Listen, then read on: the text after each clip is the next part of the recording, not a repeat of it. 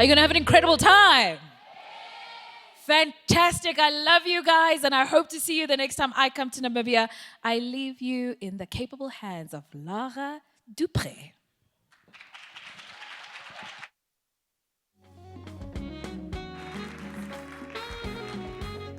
Thank you. Okay, good afternoon, everyone.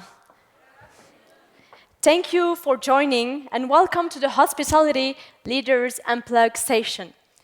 I'm extremely happy to be moderating this panel today. Does anyone have an idea why I'm so happy to be there? Because less than 3 years ago, I was sitting in your place, back to school. And look, 3 years later, I'm standing in front of you, opened 2 hotels in Abidjan, Ivory Coast, straight after my studies. Thank you. All this to say that I wish every person in this room the best of luck, because with determination and hard work, anything is possible. So this session is about sharing experience with a panel of different experts that we're having now. So first of all, we're going to have discussion with them, and then we're going to go down and reply to all your different questions. So I wish you really have a lot, because now we're here to help you and give you all the insight to make things move on, especially in Africa. So dear students, please welcome our panelists, whom I'll ask me to join. Beginning with Prosper Mageza, expert consultant at UNESCO.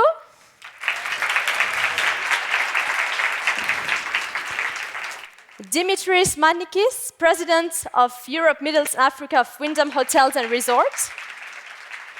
Liane Singer, the chairperson of FEDHASA Cape. Zarna Soni, chief of people, CityBlue Hotels. And Mark Dunford, the CEO of Neat Frank. Please have a seat. We do boy, girl, boy, girl. Yeah, exactly right. Let's do that.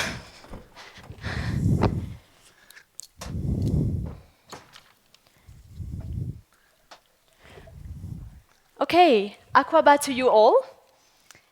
As key player in the hospitality industry, and especially in this decisive phase when we are shaping the future of Africa, we are gathered to share ideas, experiences, and visions that will not only inspire, but equip the young generation to become the architects of a dynamic and prosperous tourism sector.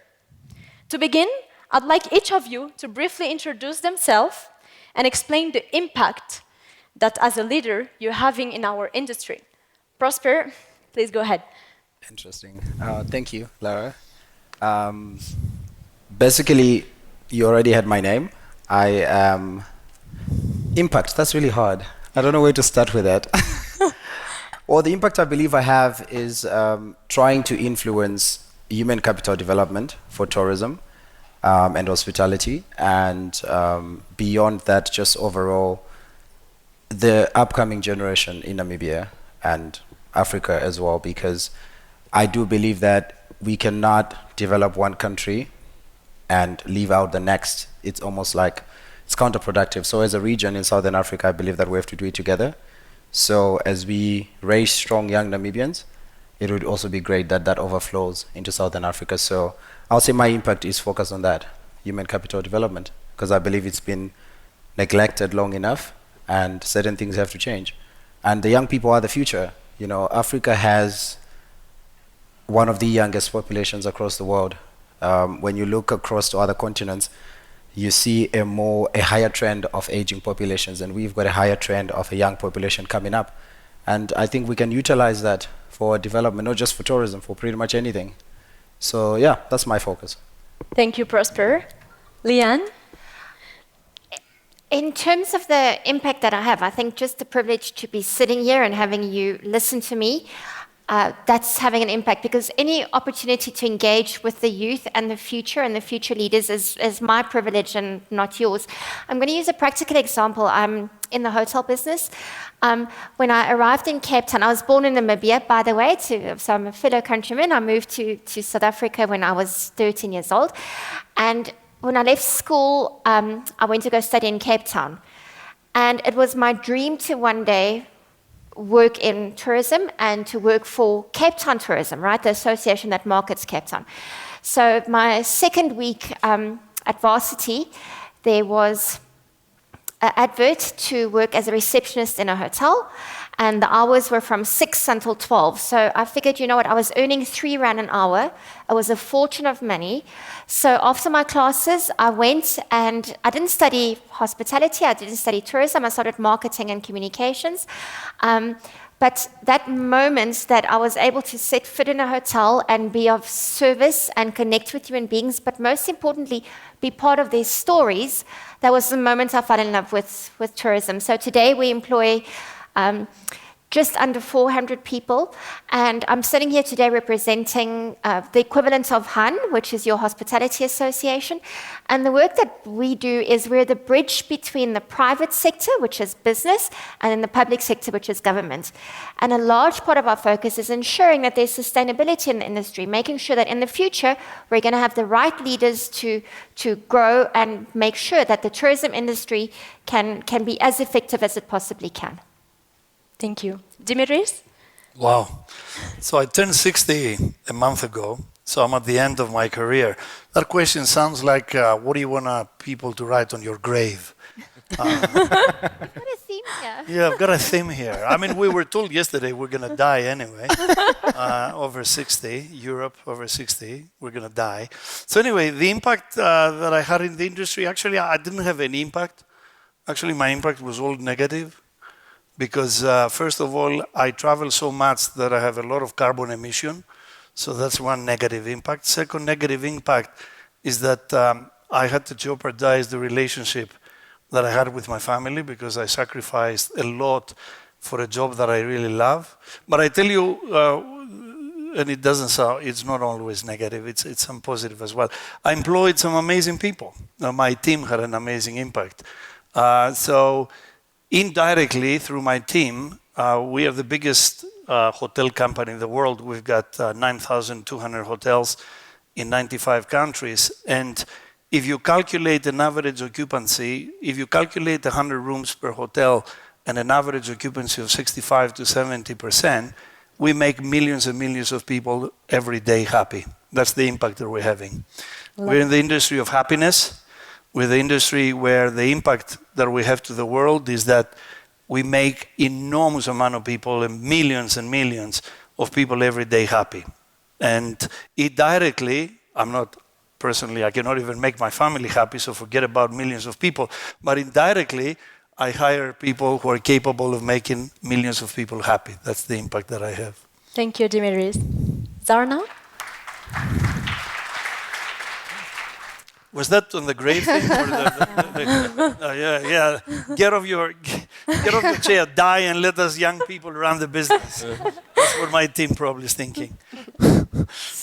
So just to add on to some of the wonderful answers you've got on the stage already is, what impact do we want to continue to create? And as Prosper said, we are a very diverse continent that sometimes people tend to forget, that the amount of skill set we can garner just within the different African countries that we work with. We need to garner that skill set, train it, and start implementation through trainings to build the hospitality industry in Africa. And some of the steps we're trying to take is partner with hospitality schools like we have here. Recently, we did with the Lagos Business School to create those opportunities to create better access and retain the youth, which is the majority of the population on the continent, and build from there. Yeah. Thank you. Mark. My turn. Last is always the hardest, isn't it? Because everybody else has given great answers. I think to not, it's always difficult when you're asked what your impact is. It's very easy to sound arrogant and say, well, I'm amazing, I do all these things. But I think there's a responsibility from somebody like myself who, I'm a child of East Africa, I'm a Kenyan, and I've been fortunate enough to work all over the world, from the Caribbean to APAC and kind of all the way up and down the EMEA vertical, to bring the knowledge and the skills that I've attained overseas back to the continent and help disseminate as much of that as possible. And I think the most valuable thing I've learned through my career so far, I'm not quite as old as somebody on this panel, so I'm not quite at the end yet, but is that a lot of it is attitude and broadening your mindset about the opportunities that might present themselves to you if you open up your mind. So I studied hospitality management, but I don't work in hospitality exclusively anymore. I'm now in generic management. And I found that in the small amount of time that I've been back in Kenya, that just by opening the minds of some of the people that work with me to the prospect of working across the continent or even internationally, they've started to understand that and nurture an attitude that says, I'm not constrained to only operate in this market. I can grow and grow into a more global role. So I think that's kind of my responsibility, is to come back and sort of spread the word, much like centuries ago, people would leave their village and go on a journey and then come back and say, this is what I've seen out there, and hopefully we can learn something from it. That's kind of what I'm trying to do with my career. Thank you, Mark. I want us now to have a focus on Africa. African dream now is not just a vision, it's a call to action. So I really want to know, from Dimitris' point of view, what inspired you today to see Africa as a land of opportunity in the hospitality sector? Oh, you want? Yeah. Oh, go ahead. Oh, I'm nearly deaf as well. Forget about dead, I'm nearly deaf. So, look, there's going to be 1.4 billion people that are going to travel this year for a number of reasons around the world. And I think that if you hear what everybody says, people are looking for new experiences, right? There are a number of reasons why people travel. They travel because they want to connect with family. They travel because that's their business. They are contractor workers that they go up and down continents. There are people who travel because they just want to have a good time, or they want to meet their family again. But if you ask them all, somehow, somewhere, they're looking for experiences. And I think the African continent, and I had the pleasure when I was younger to live for 5 years in Johannesburg. The African continent, I fell in love. I come from a country which is extremely beautiful. It's Greece. We invented most of the things that you learn about. And we are to be blamed about algebra and geometry and philosophy. So you can shoot me, you can throw things at me. It's all Greeks responsible for all that horrible stuff. But I never thought that I'm going to fall in love with a country other than my own. And I did. And I think the African continent is exactly that. It's a great smile. It's a great heart. It's one big heart. That's what Africa is to me. And I think that gradually people will discover that. There were always people that they're going to go to the usual places because that's what they love. We're all creatures of habit. But there are going to be enormous amount of people that they're going to say, you know what, I just want to explore something new, something different. Africa, because of the things that we heard the last couple of days, connectivity, infrastructure, and fear, perception versus reality and all that. Yes, I get all that. But eventually, those things will be addressed. Connectivity will get better. The roads will get better. People will realize that crime downtown New York is far worse than anywhere you can find in Africa, or allegedly you can find in Africa. So for me, it's the land of opportunity for hospitality for the next 10 years. I'm spending a lot of time in India. There are 1.4 billion people, most populous country in the world. How did they manage to be the new big thing after China? They managed to do that with infrastructure. They're building their infrastructures. There are 150 airports being built, highways, roads, because how can you discover the beauty if you cannot get to it? I believe that Africa has a great opportunity in the next 5 years, 10 years, to develop its infrastructure so people can access the beauty. Beauty needs to be accessed. it's like a story. If you don't tell the story will never be communicated. So tell the story, fix the infrastructure, let people discover the beauty. To me, that's what Africa in the next 10 years. Thank you, Dimitri. Yes, please, go ahead. I also think that people are looking for authentic experiences. Yes, we all want to go to Rome and see the Colosseum. We all want to go to the Greek islands. We all have these bucket list items, but the concept of over-tourism is real in these European famous destinations around the world. And I believe that Africa offers authenticity, and when you're spending your money in Africa, you are making the difference in someone's life.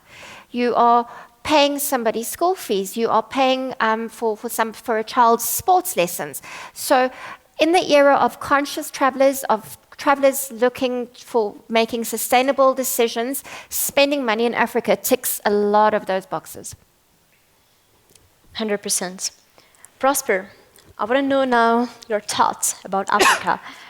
What is your dream for the future of tourism and hospitality in Africa? Very interesting question. I can relate to a lot of what Dimitris and Leanne has shared now as part of what I see for the future. But as I mentioned, my focus is really to try and see if we can have a healthy balance.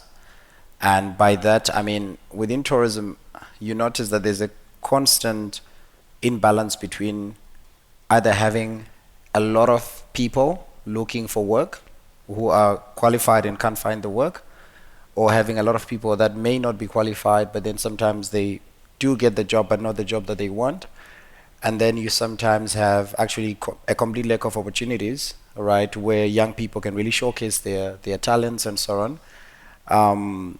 In the case of Europe at this point in time, people changed careers during COVID-19 because there were resources that allowed them to do so. When you look at Africa, when COVID hit, the one industry that really suffered the most, especially the employees of this industry, is tourism, because the business cannot just go on as normal without people. We are a people business. So what I see for the future is to try and find really ways to navigate these variables, I would say, because if we don't start thinking ahead now, it's a matter of time until there's another disaster. And what are we going to do then? And I think with this, I also touch a bit on risk management, which is something that we really have to figure out. We have to develop certain models for managing the tourism industry, for developing students, developing schools. And with UNESCO, we are really focused on trying to ensure that there is a consistent growth, but also a sustainable growth. And you see that vocational training is something that people assume when somebody goes there, they're only going to have to be practical, or they're only going to be doing things that they can do with their hands and so on and so forth, but there's a lack of theory there. And when people go to university, you're expected to kind of focus on the theory, and I think there needs to be a really good integration of that. So with these bits of context and touching on these pieces of the industry, what I see for the future is really, I hope for a better connected, a better mobilized industry. I think that what's one of the things that are lacking for tourism is talking to each other. You know, I really think that a platform like this, where young people can come, ask questions, have conversation with experts, and learn from each other, and we can also learn from them, because it wasn't so long ago. I like what you said earlier, that we were where they are right now, and we've grown through a journey. And even though our journeys may be different, I do think there are certain points of integration there. So we really have to talk. I hope that in future we find ways to have training models, business models that allow for better mobilization of the resources that we have, which is our people. Thank you. Mark, do you want to add anything on that? Sure. I mean, Prosper smashed it, but I think the only thing I'll add is that it would be great if we can create a model where most of the money generated by tourism stays, or hospitality stays, on the continent, because we're heading towards a direction where locally developed hotels are getting traded into foreign-owned funds, and the operating companies, 90% of them plus, are non-African companies, right? So a lot of the fees, the big money generated by the industry is going offshore rather than staying on the continent.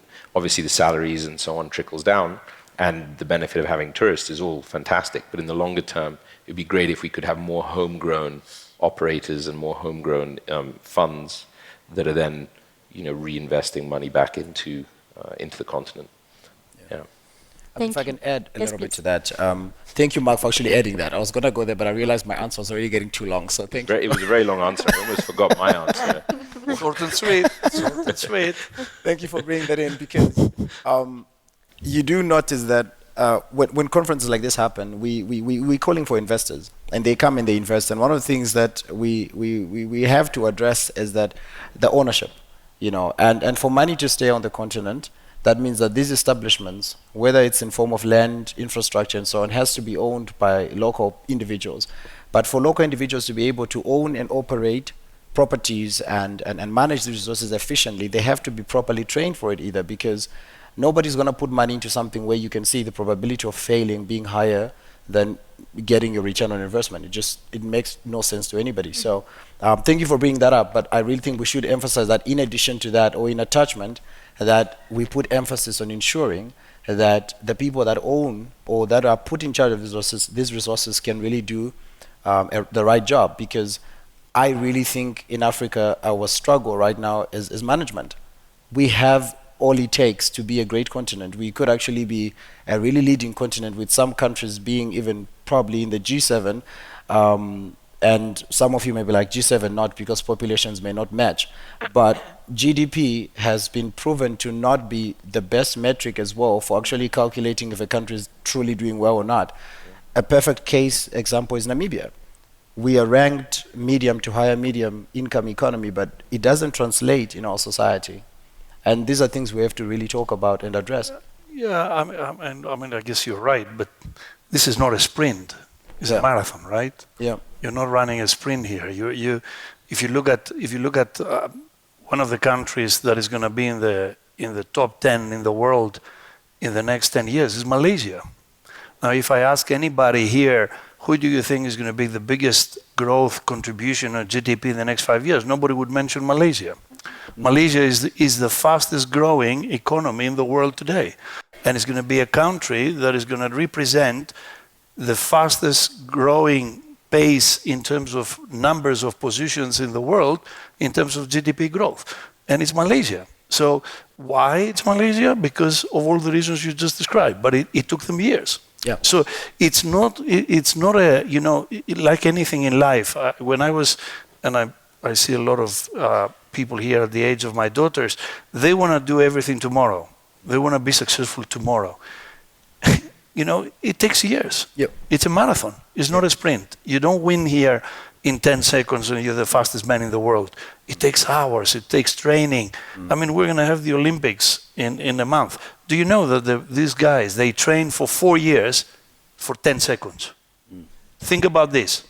You have somebody who's going to run the 100 meters race, has been running and training for 4 years for 10 seconds. Actually less than 10, 8.9. Think of that. So that's exactly the economy, and that's exactly what is going to happen in Africa.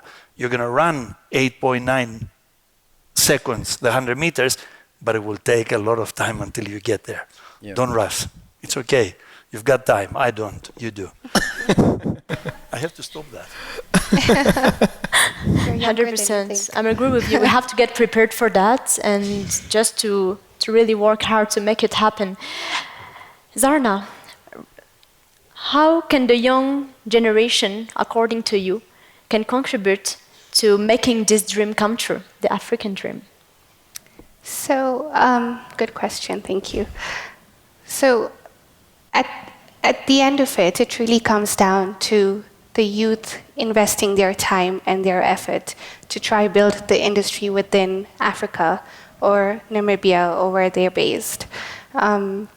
It's important for us on the stage today to listen to them and understand what they want to achieve and help guide that so that it creates a clearer path for implementation going forward.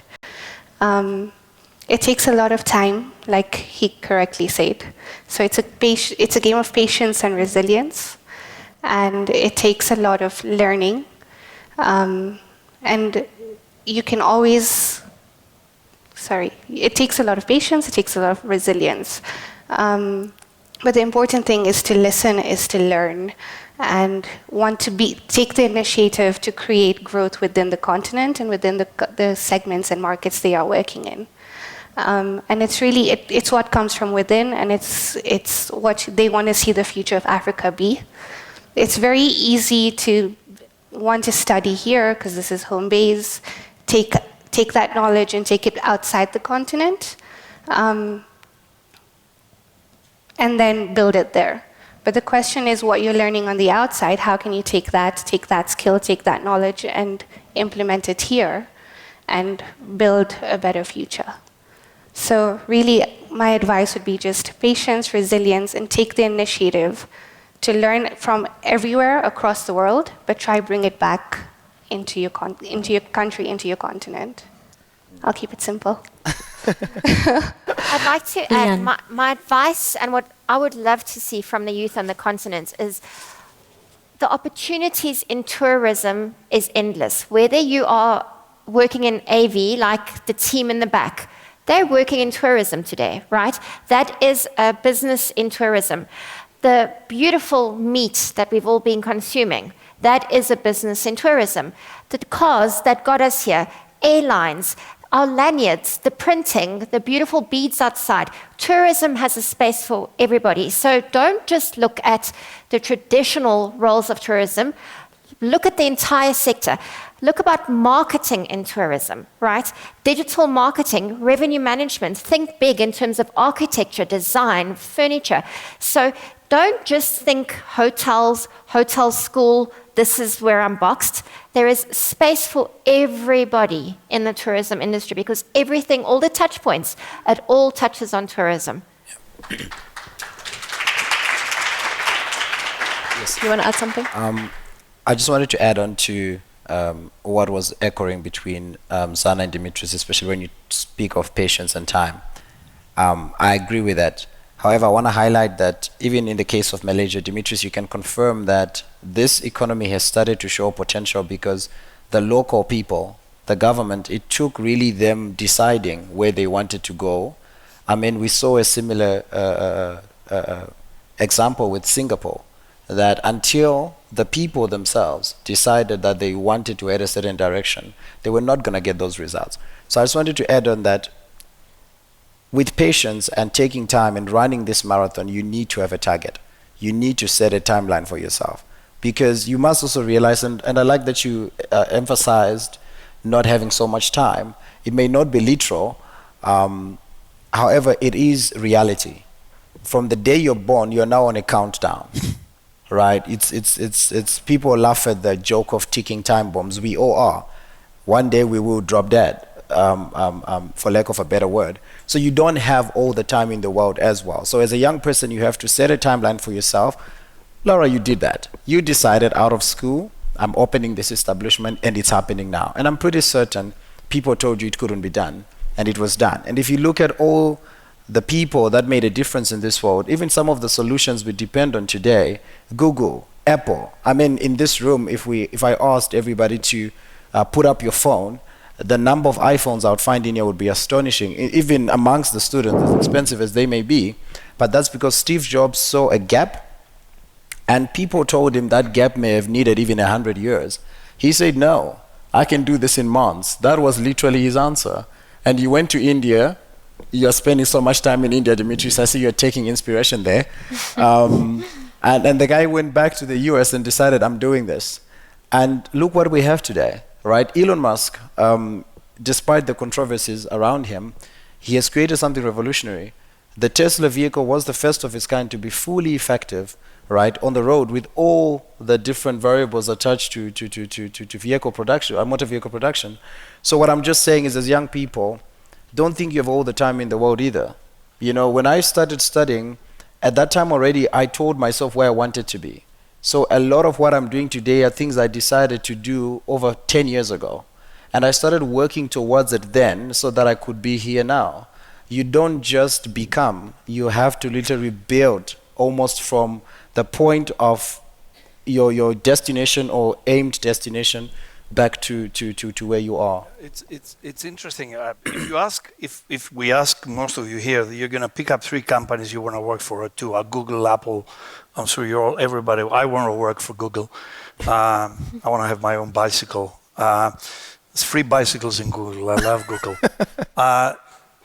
Do you know that Apple, and again, it relates a lot of what we're talking about, mentoring and who do we look up? Apple went bankrupt 3 times, or almost went bankrupt 3 times. You know who's my hero, personally, in Apple? Is not Steve Jobs, it's actually Tim Cook. Tim Cook took over when Steve died, and Steve was never, I didn't have the pleasure of ever knowing him, but I call him Steve.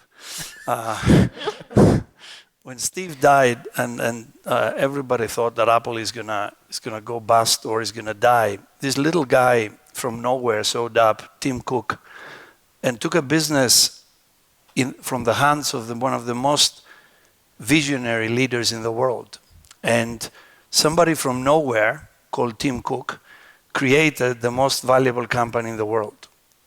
The first company in the world that bypassed the $1 trillion worth. A guy called Tim Cook. Everybody thought about Steve and the amazing man that he was, but it was this little guy called Tim Cook that made a difference and took Apple to $1 trillion. So sometimes people surprise us. You know, it's those guys that we never expected that come from the outside and they become the leaders and the power heads of the future. And I love that. I love that. And a lot of you in this room will be where we are today, very soon. But again, I really like the fact that you mentioned Apple, because I think Tim Cook is one of the leaders that nobody talks about, literally, but he's the only guy who actually took Apple to $1 trillion.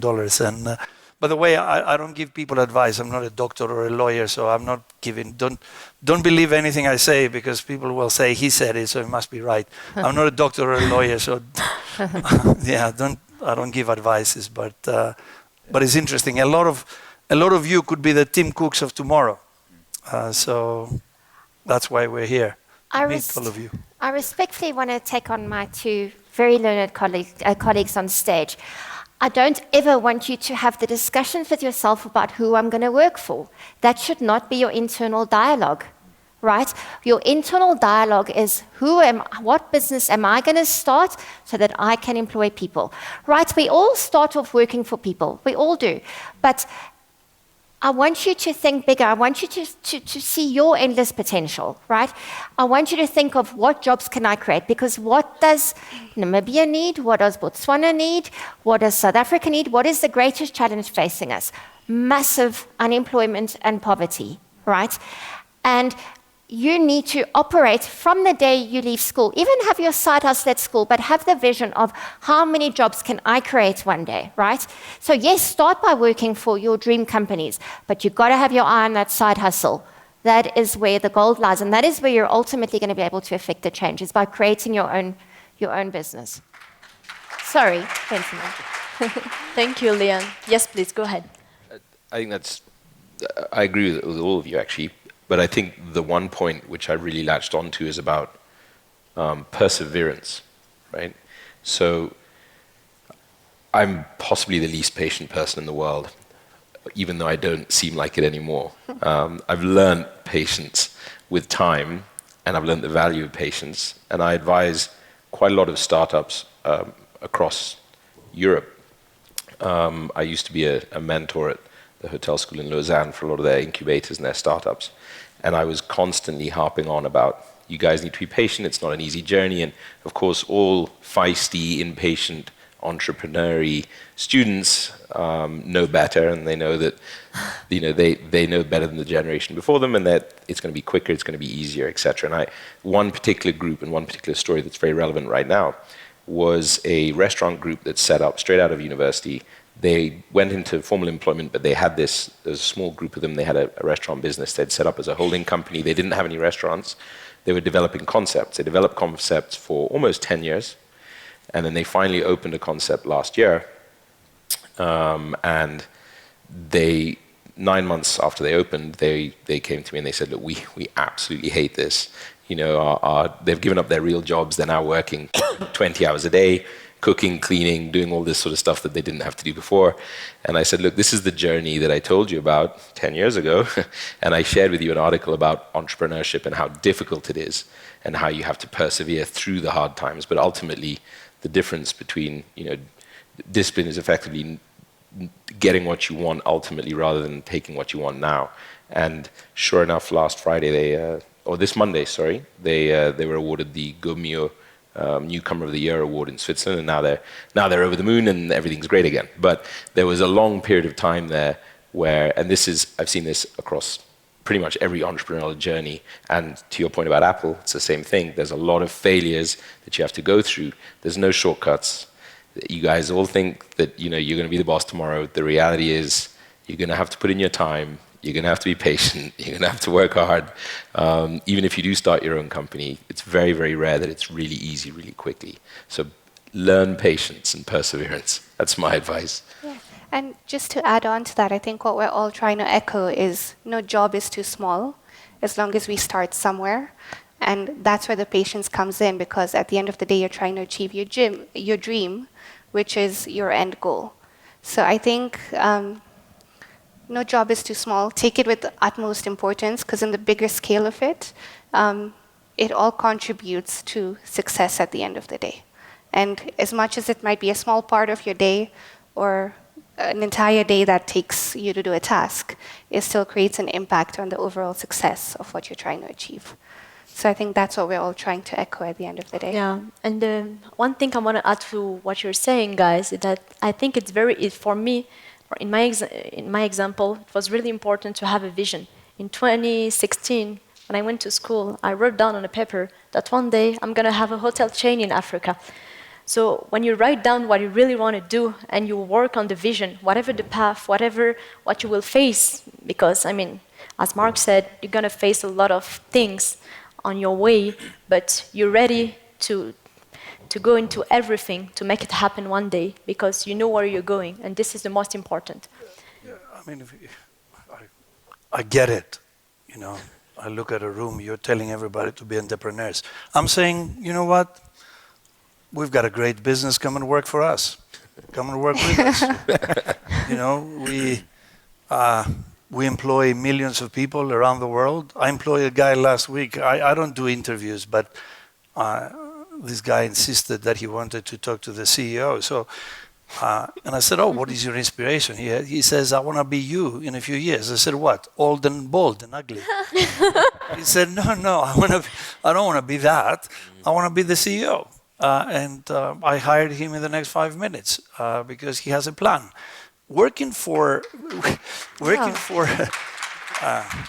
He's my next successor. Anyway, we'll see.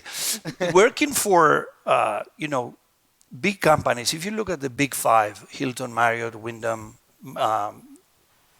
ISG, Accor, we employ millions and millions of people. We make a lot of people happy. We make a lot of families make a lot of money, fulfill dreams, put their kids into college, renovate kitchens, buy new cars. We're not the evil empire. For those of you who like Star Wars, as I grew up with Star Wars, we're not Darth Vaders. We are people, brands that we love to employ people like you, because in your entrepreneurial spirit, you're going to be the next leaders and the people who are going to make millions of people around the world happy. So, you know how many Wonder Kids there are every year in the world? At least 1,000. You know how many actually reach their potential?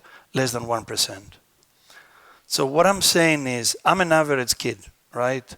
I grew up, nobody wanted to, I'm the guy who was never picked up on the football team. I was wearing these horrible big glasses. I was chumpy, I was clumsy, and everybody thought, my mother included, that I'm not going to end up anywhere. And you know what? Circumstances brought me to where I am today, and hard work. perseverance and hard work, enormous hard work. And I keep on telling this to my kids as well. You know, they're at your age. Some of you are, no, actually they're older than you. I said, guys, you gotta be patient. You gotta have perseverance, and you have to take advantage of the circumstances. You know, not all of us are Elon Musks or Steve Jobs. You know, we are average people, and the whole humanity actually is to where it is today for two reasons: because of average people and curiosity. And I've got both, so don't worry about it. It's not going to be that bad. Leon. I want to add to what Dimitris is saying. Hard work is what's going to set you apart from your colleagues. It's competitive out there, right? So if you go to an internship, you need to stand out. How are you going to stand out? You need to check with yourself, what is your personal brand, right? Is my brand my sense of humor? Is my brand my curiosity? Is my brand hard work? You have to be able to find out what is going to set myself apart from everybody else in that crowd, because a lot of people are going after the same jobs, and you need to identify, how can I be authentic, how can I add value to the business, and how can I add value to the guest experience. So the one key thing that will set you apart from everything is effort. Effort is the sexiest thing in the world to me. Whether it is yourself, whether it is your workplace, whether it's in a relationship, effort and hard work is a very easy one and a very attainable one for all of us to do. Yeah, hard work. Absolutely. You read the 100 biographies, either from Keith Richards to Brooks Springsteen to General Montgomery to big politicians. There's only one thing that is common in all 100 biographies: hard work. Nobody said there, I was sitting there and I became famous suddenly. Michael Jordan, the most famous basketballer in the world, after practice, 3 hours practice, he sat in the court and he shot 3,000 hoops. Just think about this. You've practiced for 3 hours and then you sit back and you do this for 3,000 times. That's how you become the biggest basketballer in the world. Yeah. Not because you were sitting there and then God said, you're going to be the biggest basketballer, the most famous. No. Taylor Swift had that. Yeah. Michael Jordan didn't. I love Taylor Swift. I want to add on to. I want to bring, I would say, a different outlook to this conversation we're having. I like everything that we've discussed and what we've brought through, but I think we also have to bring in, I would say, I don't want to say a realistic point of view, but I would say like a localized view, which is when you look at Africa, over 2/3 of students, especially in tourism, do not necessarily have the privilege sometimes to just work hard. Because there are some people who are paying for their own school fees. There are some people who come from families where they have to put money together to send one person to school. And that's why, again, I hear what you guys are saying, and I agree to a great extent. However, there is a third part of me that leans more with Lara's side, where be determined. You need a plan, right? Hard work alone is not enough. It's like you know, I'm saying, for example, I don't know, if I've signed up for the job, I've done my part, right? The guy you hired, he came, he said, I wanted to see the CEO. He could have just gone to talk to the guy who does the interviews generally, right? Examples such as that show you that this person has been thinking about this. They probably had a plan laid out, and probably if you delve deeper with him, he or she, I'm assuming here, they would have probably been able to tell you the steps they have taken to get to your office and the steps they plan to take to get out of your office or potentially take your office. As you mentioned, you're willing to give it away. With that in mind, I really want to say that to African students, to African people, your circumstances are not going to be the same as a European student, as an Indian student. You would realize that, for example, even economies of scale are sometimes even working against you, right? You're going into an industry where you're not just going to be fighting with hard workers, you're also fighting with people that have had other resources you may not have had. Therefore, having a plan, in addition to what my colleagues have already emphasized on the hard work and the perseverance and being patient, have all of that, but set a timeline, have a clear plan, very clear plan. Prosper, I don't buy that. Let's be a bit controversial. I don't buy Yeah? it. Actually, I love the name Prosper. I need to be called Prosper myself. I love that name. I mean, that's amazing. I don't buy that. I'll tell you why I don't necessarily buy that. It's an alibi that I used in my school years when I had bad grades, and I said the other guy was better than me. Actually, I was bad. The other guy wasn't better. I was bad. I don't buy that. Africa has exactly the same chances like the Indians, the Malaysians, which are other challenging economies in the world, or companies that the Chinese. Between the Indians and the Chinese, you're talking about 3 billion people. So if you go down the spiral of, ooh, you know, we're not taken seriously, or we are deprived, or our chances, and go up and fight. Stand up and fight. Is that one of the famous songs that I grew up? Stand up and fight. If you go down the path that, oh, Africa doesn't have the circumstances, it's all bad, economies are not working, nobody wants to invest, political is a mess.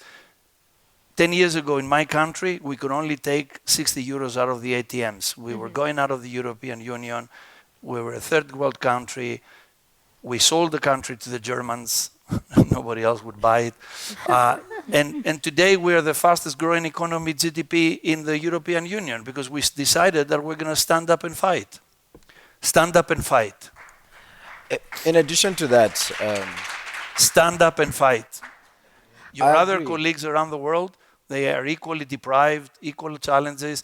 I hire people in India. I'll tell you a story about Joel. Do you know Joel? You don't know Joel. I'll tell you a story about Joel.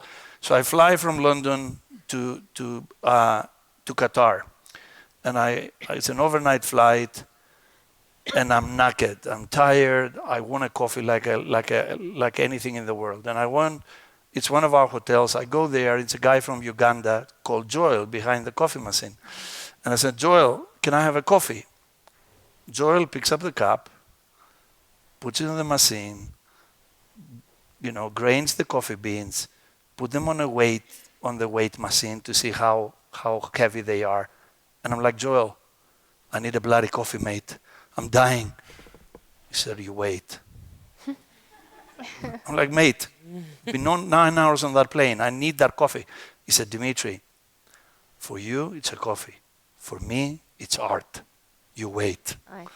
Joel is going to be my successor very soon. And he's from Uganda. So for him, it's an art. Hospitality is an art, boys and girls. yeah. No matter if you're Malaysian, Chinese, or African, or Greek, or Italian, or German. You think Germans have it easier than you? It's the worst economy in the European Union today. Who, the Germans? Do they have it easier? I don't think so.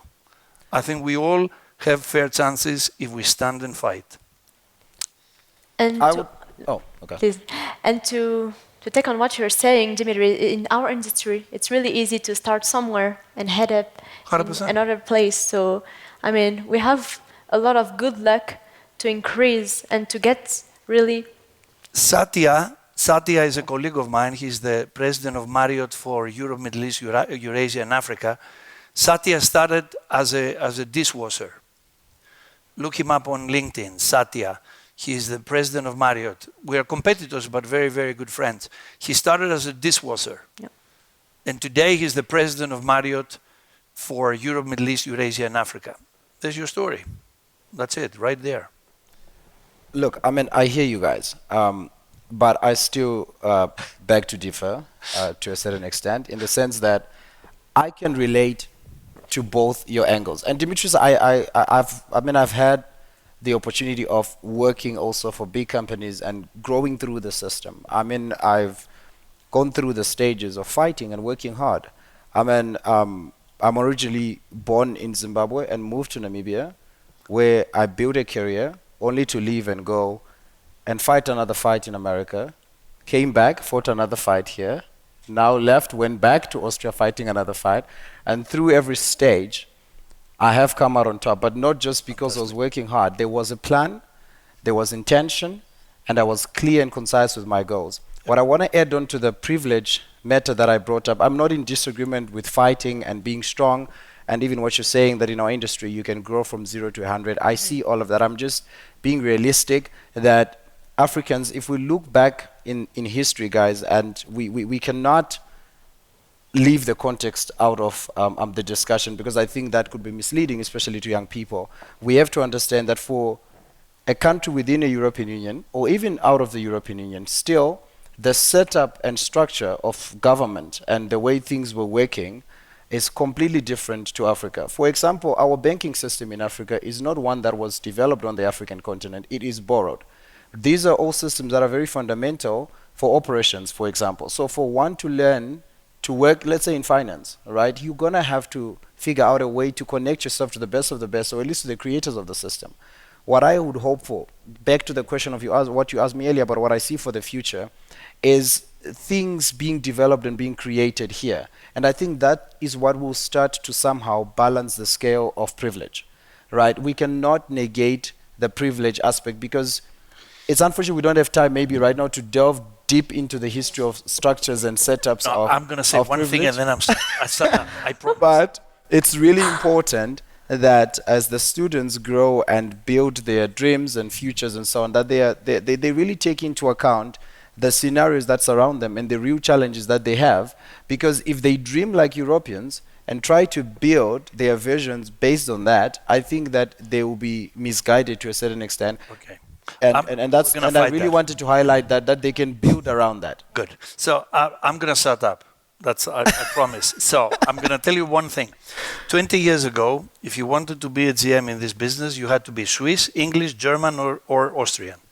50% of the GMs today are Bangladeshi, Pakistani, and Indians. That's my answer. I rest my case. Yeah. And Leon.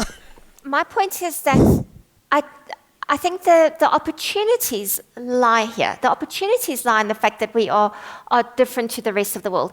To use an example, in South Africa, we have stokvels. Do you have stokvels in Namibia? Okay, so stokvels is a way that we were able to communally raise money, save money, and go spend money, right? So what about stokvel travel? Because we're all saving towards something. Who in the room has thought about going to a stokvel and saying, let's save for an overseas holiday, or let's save for a domestic holiday? So within each country, within Africa, within every region you are, you live here, you breathe here.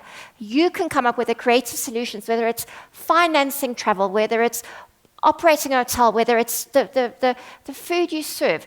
You live and breathe here, and that is what people want to experience. I don't want to come to Namibia and sit in a Parisian coffee shop. That's not why I come to Namibia. I want to eat this freaking meat. I want to drink your beer, right? I want to experience Namibia. You have the opportunity, because fundamentals of economies exist all around the world, right? It's just the nuances in each area that your business operates in that you have the opportunity to solve those problems. So you only didn't say she's a vegetarian. You reckon I've mentioned meat about 10 times? Yeah, you mentioned meat about 10 times if you're a vegetarian. I'm Namibian, that's Yes, why. okay. But her vegetables are meat. Yeah, Chicken is a vegetables are meat. vegetable. We bless them, they're meat. Okay, Zarna, let's go back to the talented people that we're having in Africa. I want Yes. to know from your point of view how you attract the best talent in your hotels and how you keep them, how you make them loyal to your brand. So that's a very good question. And I think you attract what you're able to represent. And what we represent is ensuring we're able to retain our staff. CityBlue in particular is about 11 years old. And we have staff that is 10 years and 10 months old that's still within the institution. And that only happens when you respect your staff, when you take the time and effort to teach them. You gave a few examples of people in your team. 11 years ago, we had a receptionist who now 10 years later is the head of group reservations for the chain of hotels that we're running. And when the young people start seeing the loyalty that a team is creating within themselves and for the brand, they are immediately attracted. And that's the type of message we want to put out there as well. So it's not just us, but there are a lot of localized African brands that are doing the same thing. And I think that's the message we need to put out. Thank you. Mark, one question for you. Sure. When recruiting your people, do you have more importance on soft skills or hard skills, sorry. Good question. Recruitment is a really interesting and ever-changing and evolving process, right? And I think, curiosity was mentioned earlier. I think for me what's really important is you have to have a certain level of, depending on the job you're recruiting for, a certain level of academic qualification, a certain level of brain power, right? IQ, ability to sit down and do the work, and you tick that box. But nowadays, and it's across the world, if you look at the Ivy League master's programs or even schools in good schools in Africa, the number of people that meet the criteria to qualify for a place far exceeds the number of places available. So you then need to think a little bit outside the box as to who do you then select. And we have the same problem at Knight Frank in Kenya, because we have a massively educated population, but a very small number of jobs for that population. So we have people with PhDs doing very menial jobs. But for me, what's really important is, yes, you have to have that threshold. But once you're above that threshold, it's all about attitude. And a big part of that attitude is, the curiosity element is key, the willingness to learn, that hard work we talked about. It's very, once you know what you're looking for, it's usually pretty quick to find those attitudes in people. There are occasionally false positives and false negatives, depending on the personality type of the person. You can have people who come across as very reserved at the beginning, but actually ultimately end up being, fantastic people in operations once they've kind of broken the ice and have strengthened their confidence. So it's a tricky thing, but for me, putting your best foot forward. I'll give you a tangible example. We just hired a data analyst. We have data analysts who do a lot of our internal kind of dashboards and monitoring systems, and it's a pretty boring job from my perspective. But I don't do many interviews either, but I often am brought in if there's kind of a hung jury between the people doing the recruitment to sort of say, well, who would you choose, as the kind of final round, and I'll do an interview with each of the two candidates and see what happens.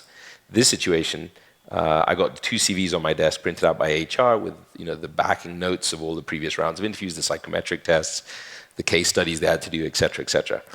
The first page of the CVs that were sitting on my desk, and I looked at them, and I hadn't even met these people yet, and I was like, I think this is the person, right? And purely because one of the CVs, I noticed 2 typos on the first page. It wasn't justified. There was no page number. It was all a bit messy.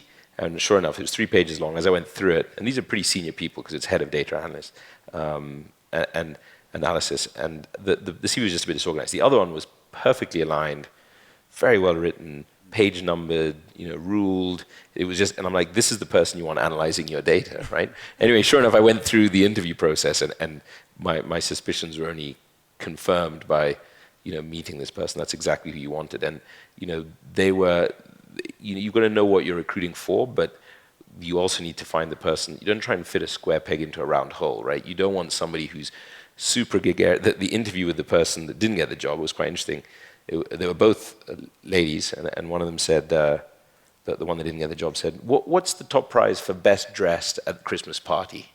And I was like, I'm not sure. I think it's a voucher at the supermarket. She said, oh, my current employer gives us $1,000. And I was like, is that really important? And so there's the other person was asking me, because I said at the end, do you have any questions for me? And she was like, yeah, actually, what's the price for best dressed? And the other person had a whole bunch of pre-prepared questions, was very structured. And so I was like, this person fits the role of data analysis.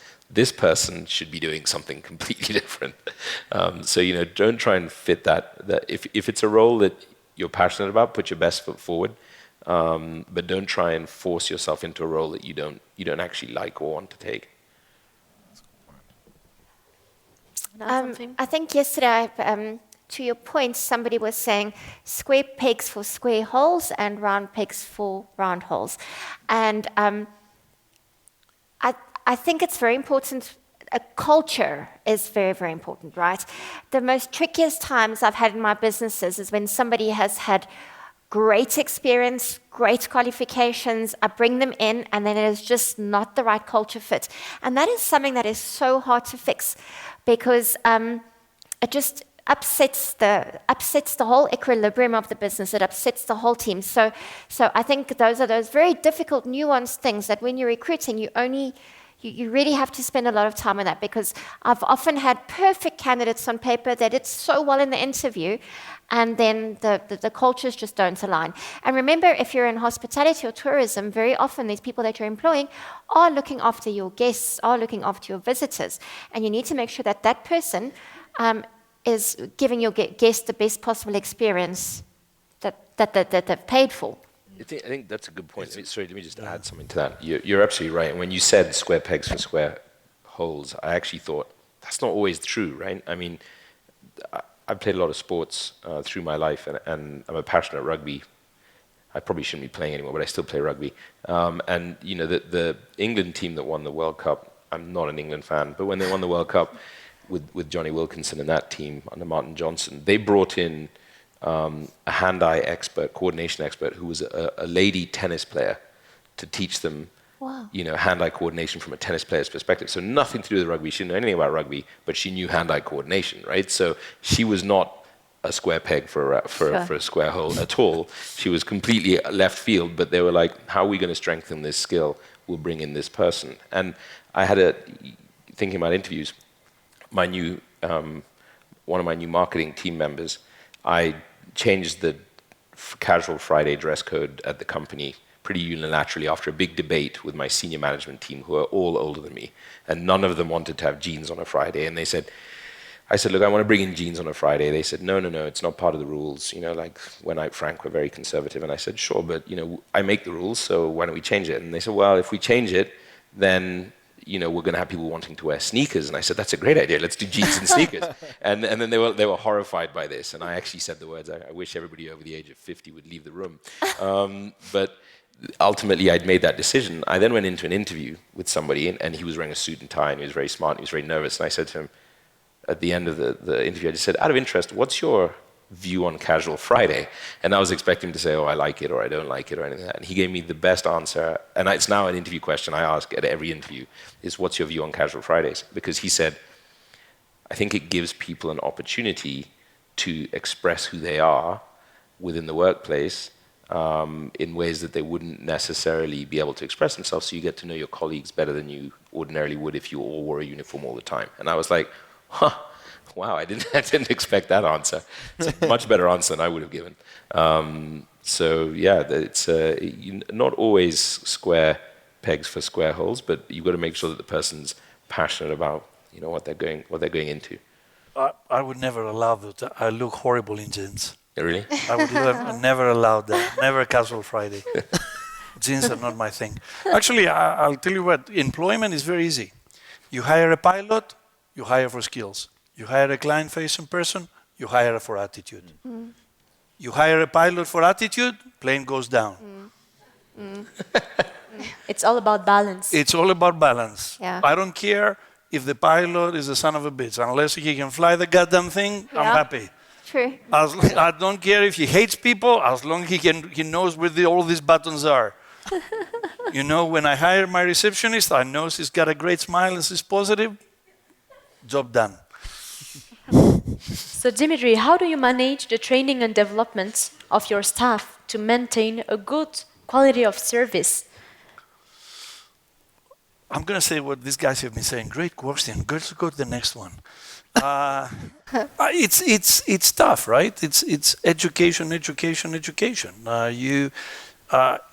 The world is so fast these days. Technology is changing the world that we live in. I don't know. I mean, these guys communicate now with TikTok, right? 2 seconds videos. How can you put them in a 3 hours class when they are used to 2 minutes videos? Actually, I've got a TikTok account, which I'm very proud of. I have 900 Please likes don't on follow my him. first video, which I'm extremely proud of. Please follow me if you don't mind. Don't do it. Good idea. I would really appreciate it. I'm on Instagram, Snapchat, and Subscribe TikTok. here. So Subscribe, please, yeah. please, I like followers. I've got this competition with my daughters who has more followers. So how can you teach the young kids that they cannot stand more than two minutes videos to stand in a class and be told how great this business is or what they need to do? So what do? You take people from their own culture and their own age, who've been there, who've done this, and you actually put them on action training. You know what? We've realized that putting people into endless educational classes is not gonna make it anymore. We train them now on action. We train them on the job. We allow them to make mistakes unless they're not lethal. So that means nobody dies. And at the same time, we allow empowerment. The only way that our business can actually grow, if the reception is right there, can make a decision about this guest's stay without going to 20 supervisors and a lengthy kind of approval process. Because the moment you do that, your experience is gone. So, on-job training, make it snap and fast. Use videos, use technology, use artificial intelligence. Actually, I shouldn't say that. That whole thing about artificial intelligence, this just pisses me off big time. You know, when I was going in conferences before COVID, everybody was talking to me about millennials. Now they talk about artificial intelligence. One more speaker on artificial intelligence, I'm going to kill myself. So, yeah, use technology. That's the answer. On-job training. Let the other guys teach the younger guys in the job, and at the same time empower them and let them get on with it. As I said, unless it's lethal, they will learn, and the only way they can learn is if they make mistakes and they do it on the job. So On the mistakes factor, I'm addicted to podcasts, and that's where I do my learning. And I was listening to a podcast by Tim Ferriss, very famous podcaster. And he said that he had a young, fresh intern, and her job was to send out an email campaign to some supplements health products. And there was a link in it with a tracking code, and you click on the link, you enter the code, and you can get a discount. And it went to like 20 million people, and the client had paid a sponsorship for this newsletter. Well, she sent out the newsletter to 20 million people, and she put in the wrong subscriber code. It went to a competing client, right? And she walked into his office and she said, I'm going to resign before you fire me. I messed up. I'm sorry, I'm resigning. I know. He said, are you crazy? Where are you going? Do you know how much it's going to cost me for somebody else to have this learning? It's going to cost me so much money to train someone like that. So mistakes are hard, they're brutal. I remember one of the big mistakes I made in the days of printing adverts. We have a restaurant. I designed this beautiful advert.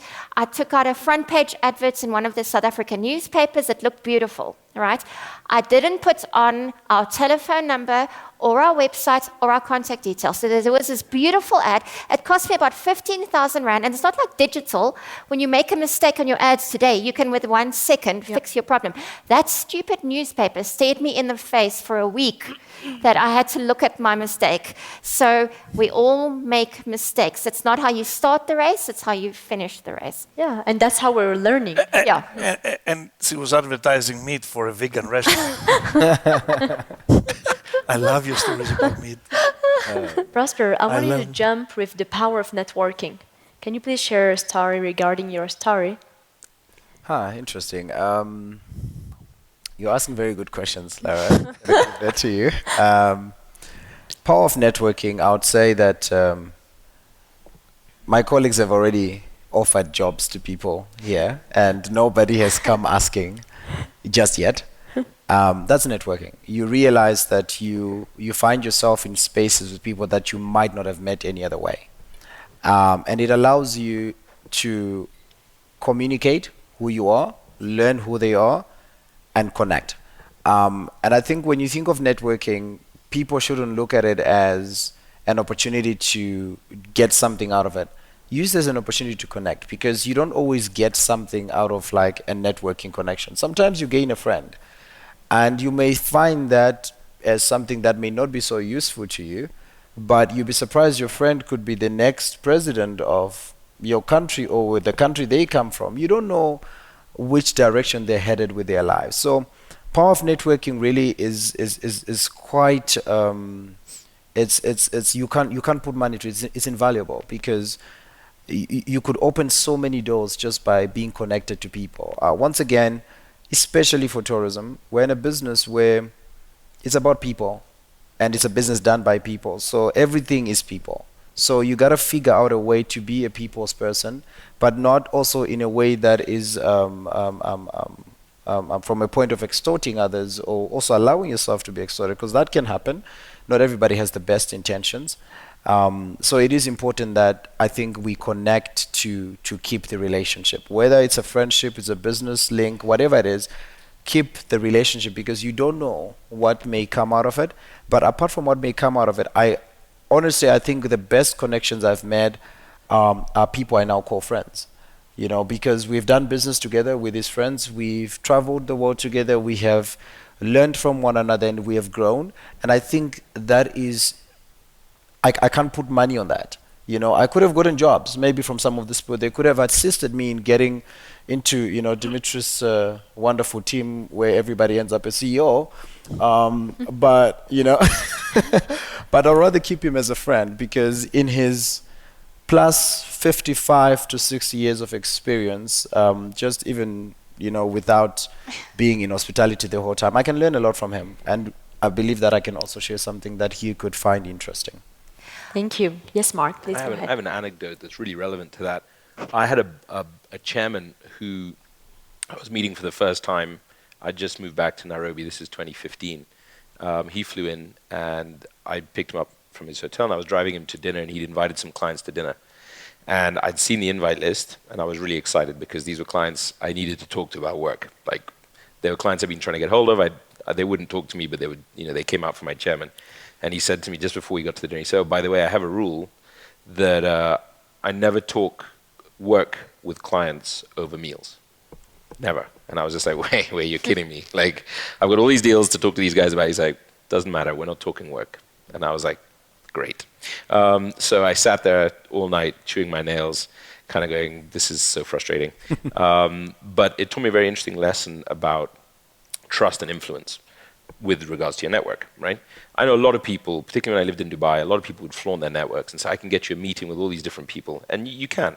You can get a lot of meetings with a lot of people. I mean, you can send an email to pretty much anybody and get a meeting with them. People do it with me all the time, and I don't even know who they are.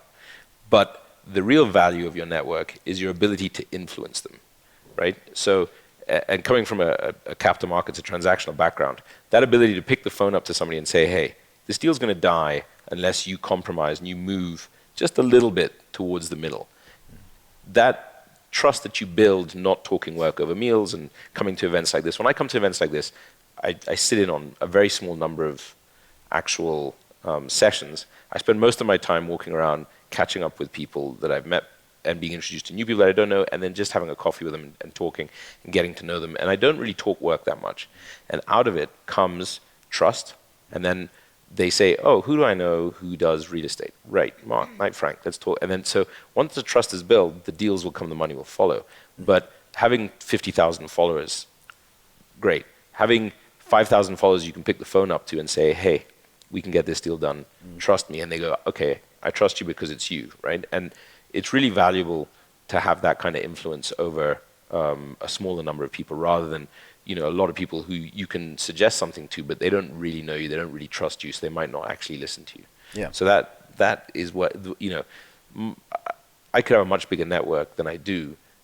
My network's not small, but I think what I really try and do is invest in the relationship so that I will end up, you know, building a trust with somebody that I can then call in a favor and get them to move.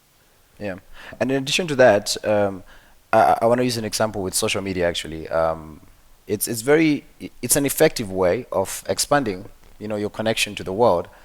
And I like that you brought in the followers thing, because we actually did a very brief study where we tried to understand, okay, why do brands place certain adverts in certain social media platforms and not others? Or even on Instagram, you do find certain ads come on and off. And you realize actually Instagram does not have as many ads as the other social media platforms. And we were trying to actually understand why. And one of the things that came out of this very brief study with some of my colleagues was actually that on Instagram, 2/3 of the people there, or spending the most time there, would not be able to afford the wider range of high-end products. So your Maseratis, your Ferraris, or even some of our tourism products. However, they can be a voice, right, to spread the word, to connect the message and make it bigger than what it really is. If you look at, I don't know, just to peek off the top of my mind, the Kardashians, they're a perfect mouthpiece for different they're a perfect voice for different things, even for certain propaganda statements and so on, which some may see as a negative thing, but it could also work positively. But I really think that in all of that, you have to come back and ask yourself as a person, what am I looking for? And I think that's the point we were trying to figure out with all of this, like what you're looking for as an individual or as an organization, or in this case as a student and so on, will determine how you will link, how you will connect, and how you will also build your networks. And to what you said, Mark, I completely agree. Like it's really, I think, of utmost importance to build the trust, because I mean, let's bring in monetary value for a minute here, just to kind of like solidify that point. If I'm gonna ask for any of you to invest in my business, 100 million plus, you will have to trust me. You will have to buy me before you buy the project I'm selling to you. Because your money is essentially, it's not guaranteed to come back, but if you trust me and you've bought into me as a brand, I think we can start kind of building something together with the knowledge at the back of our minds that this is a risk at the end of the day. It could work, it might not work out. But the question is always, what then happens in the case that maybe it doesn't work out? And I think that trust then comes back to solidify that we actually both did our best and it didn't work out because of whatever else that may have come up. But if there was no trust in the beginning, it turns into a war, literally. And this is just one example among many that I could pull off the top of my mind. So I really think I agree with you, Mark, in addition to what I mentioned earlier. We should build trust and we should try to keep these relationships with people and we build from there. Yeah, it's funny because 25% of the youth in 10 years will change their names because of the things they posted on social media. I agree, yeah. No, it's a true statistic. My 29-year-old, she's got about 10 tattoos, which was a big issue in the family. And she's now trying to find ways to get rid of half of them because it's really challenging for her to find the right employment that she's looking for. Yeah. Unfortunately, we live in a conservative world. You know, we live in a world where my youngest, she's 25, and if she doesn't get 100 likes, she has a horrible day on Instagram. So she lives a parallel world. And we gotta use all these networks and social media in our benefit. Study your opponent. Study the guy that you're going to meet tomorrow morning. Study the other university you're going to play against in sports. Study the next rugby player that you're going to meet on the field. What does he like? What is his story all about? We tend to live two lives, one in social media and one in real life. The social media life determines a lot of what we do in real life, unfortunately or fortunately. So, I mean, I went and met this guy who's got a $5 billion business, and I made the mistake of not looking at his internet profile or his LinkedIn profile. I walked in, we were having a coffee with the CEO, and the CEO says, "What kind of coffee would you like?" I said, "Can I have a double espresso?" This little guy walks in, black trainers, black jeans, black t-shirt, and I said, "I'll have a double espresso." And he is the owner of the $2 billion business. and his CEO tells me, "You just order a double espresso to one of the most richest men in Europe." And I'm like, "Oh shit." I just want to add, obviously you're Knight Frank, it's a famous brand, it's capital. I like to think of networking, I like to think of my brand as my social capital, right? And you guys are so freaking lucky sitting in the audience because I did not have LinkedIn when I was building my career.